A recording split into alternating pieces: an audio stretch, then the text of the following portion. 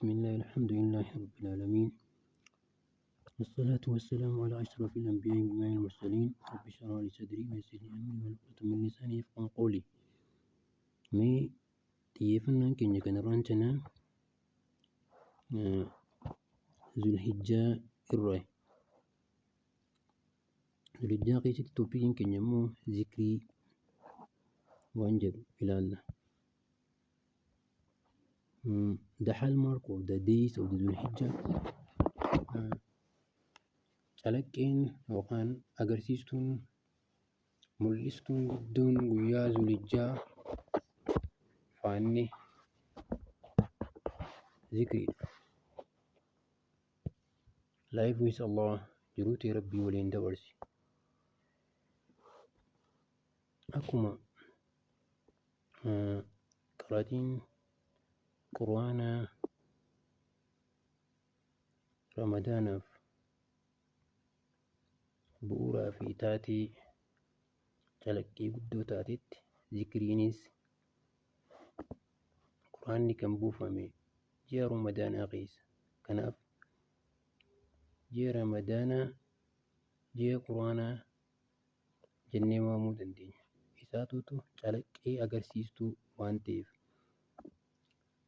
Kanuma wal fakkaatee zikriinis agarsiistuu calaqqee guyyaa barakeeffamaa guyyaa Zulhijjaati. Ergamaan keenya salawaatu rabbii wasalaamu alayhi ni jedhe, guyyaan Rabbiin biratti guddaa fi kabajamaa ta'e hin jiru, yookaan guyyaan isa keessatti dalagaan gaarii hojjechuun akkaan gama Rabbii jaalatamtuu taate guyyoota kurnan kana irra hin jiru.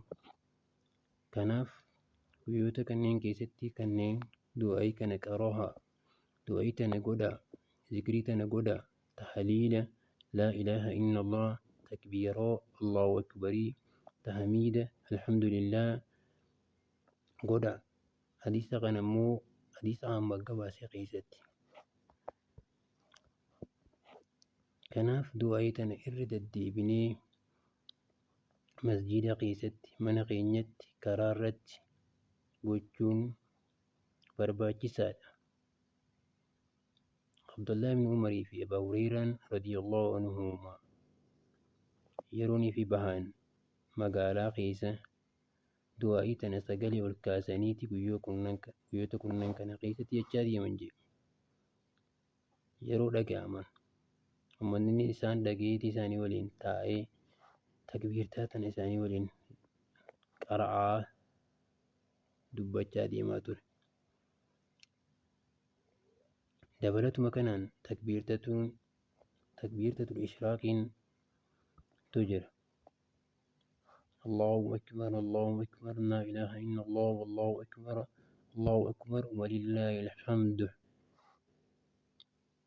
Isiin du'aa'iin tun ni godhamti sagaleedhaan ol fuudhamtee cufa yookaan booddee salaata waajibaa booda dhiiraanis dubaraanis salaata fajrii guyyaa 9ffaa Zulhijjaa irraa eegalee hanga asriitti guyyaa 13 Zulhijjaatti jedhamti. Mu'iin Mihraan Rabbi rahmata isaaf haa godhu.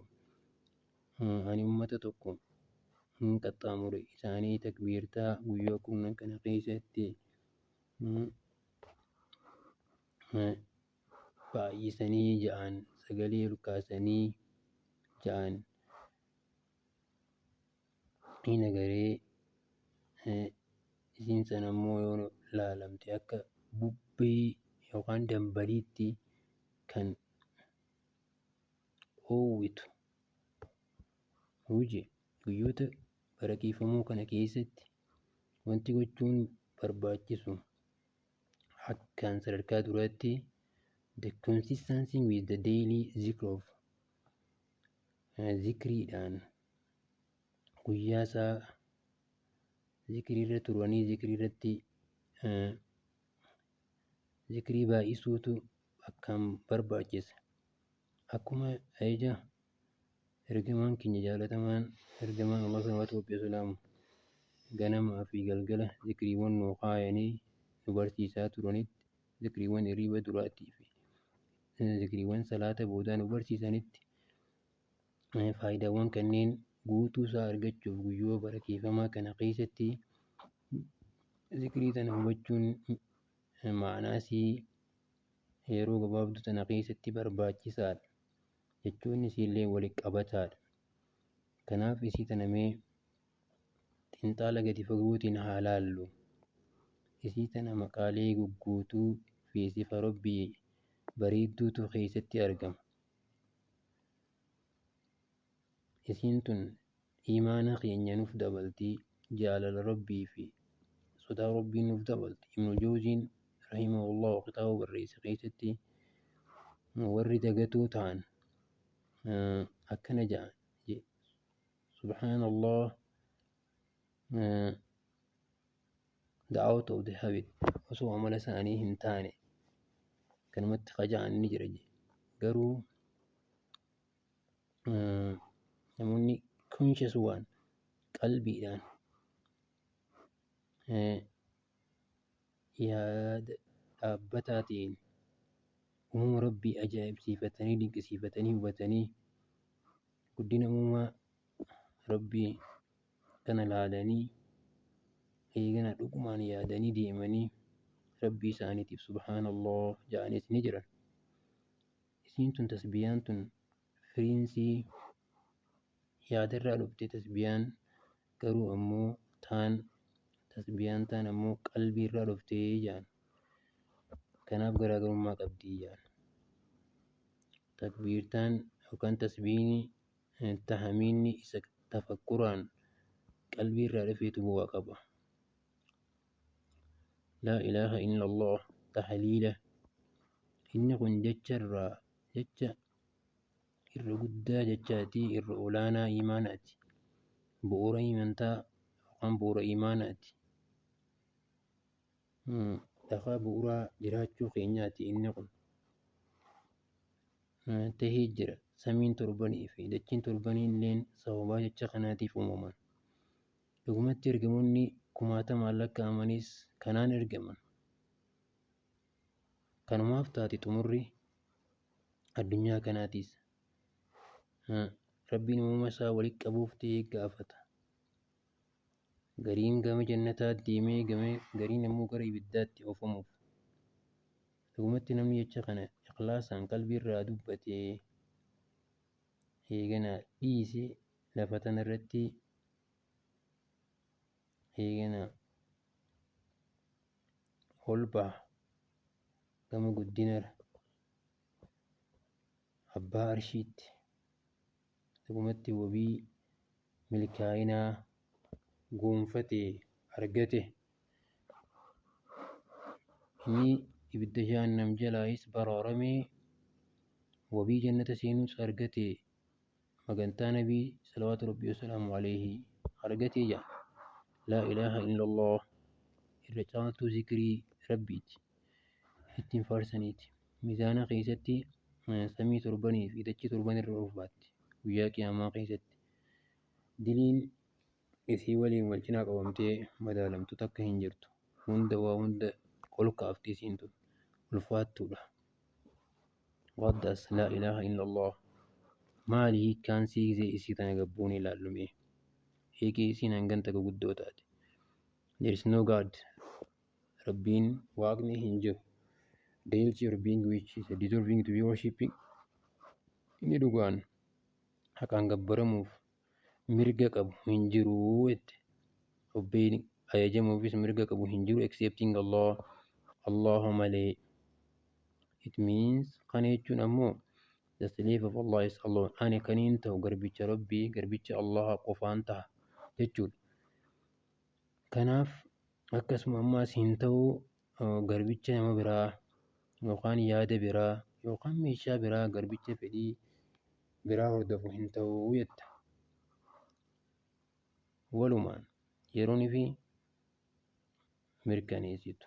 Rabbiin rabbii kiyya gooftaa kiyya uumama kana maraarra keessa. Dhugumatti rabbiin isa qofaatu ibaadaa haqa godhata jette. Isuma qofaatu maqaalee gaggaarii fi sifa gaarii qaba. rabbiin mootii qiyya kan hiriyaa hin qabne isa dorgomaa hin qabne isa haajamaa haajaa baasu isan haa gargaarsa hin barbaanne isa dhala sanyii ilmaan hin qabne wanni takka illee isatti hin fakkaattu inni kan addaati inni duruu jalqaba jira osoo wanni takka illee hin argaminiin duratti boodarraas ni hafa osoo wanni takka hin hafne. How do we internalize jecha kanamee akkamiin keessa isaa gadi buunee ilaallee xiinxaluu dandeenya? Keessa isaa gadi buunee ilaaluuf jecha kana tokko we submitting ourselves to Allah rabbiif of kennanii qaalii isaa godhanii isaaf butamuudha. Isa qofa gabbaruudha. Isuma qofa sodaachuudha. Isuma qofa jaalachuudha. Isuma qofa irratti hirkachuudha. Isuma qofa irra barbaaduudha. Isuma qofa kadhachuudha. Araarama isa irra barbaadu gama isaa qofa deebi'uudha. Rabbiif rukuu gochuu, sujuuda gochuu.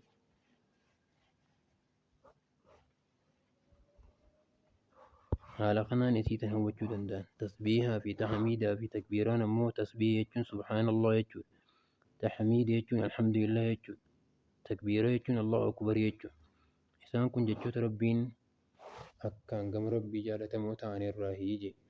Haa ta'u iyyuu malee dubbachuudhaaf laafa arraba irratti guyyaa qiyaamaa ammoo jechoonni kunneen miizaana irratti akkaan ulfaatoodha. Dilii namaas namarraa harcaasanii miindaadhuma hin qabne namaaf argamsiisan. Akkasuma namaaf qabsiisan, namaaf guddisan. Muka, midhaan jannataa, ibidda jahannamirraatti qasii ta'an ergamaan go'itaa salawaatu rabbii wasalaamu alayhi jedhee dhugumatti ani rabbii kiyyanii yaadadhaa jedhe dubbachuudhaan, tasbiiha gochuudhaan, takbiiraa gochuun, tahliila gochuun, tahmiida gochuun, subhaanallah, allahu akbar, laa ilaaha illallah, allahu akbar jechuudhaan rabbii kiyya yaadadha jedhe. The gather around the throne of the Allah buzzing dhugumatti walitti qabamanii jiran arshii rahmaan san biratti warra rabbii isaanii isaan kanaan faarsu akka kanniisi bakka gaagura isaatti jiru sanitti dhugumatti rabbiin ni dubbate gabroota isaatti. Do not wish to have the some who mention you by whom sayin barbaaddani ta'uun barbaaddani tokkoon keessan kan hin maqaa isaa dhawu hin waamu ta'uun feetani maqaa kiyya dhahaa anis maqaa keessaniin dhahaa jedhe. Subhaanallah jechuun maali? Subhaanallah jechuun rabbiin qulqullaa'ee hanqinaa fi hir'uu hundarraa waltahee jira. Rabbiin Allah is free from all defects. Allah is the most glorified who has no partner. Rabbiin kee hanqina hundarraa qulqullaa'ee rabbiin kee subhaanahu wa ta'ala shariikarraa, hiriyaarraa, dorgomaarraa, ilma qabaachuurraa, intala qabaachuurraa, jaartii qabaachuurraa qulqullaa'ee dalagaan isaatis akkasumatti hamtuu ta'uurraa qulqulluutti qulqulluudha. Alhamdulillah jechuun hoo maali? Alhamdulillah jechuun jecha ibsu hunda walitti qabatee tokkoffaa faaruun rabbuma qofaaf akka taate amanuunis jiraachuunis fayyaanis lamaffaan ammoo gratitude in faarsuu fi galateeffachuunis galateeffannaanis rabbuma qofaaf akka taatu jiraachuu keetiif rabbiin kee galateeffadhu rahmata isaatiif miidhagina inni sii kenneef arjummaa inni sii kenneef.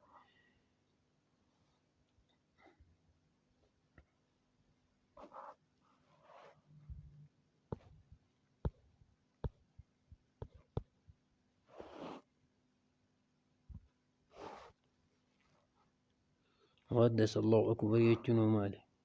Allahu akbar jechuun rabbiin kee guddatee oltee waa hundarra jechuudha. Wanni isatti qixxaatu tokkollee nu hin jiru. Rabbiin waa hunda is greater than everything. Rabbiin kee waa hundarra guddaa waan ati yaaddu sanii ol inni waa hunda ammarsee jira beekumsaatiin ilmi isaatiin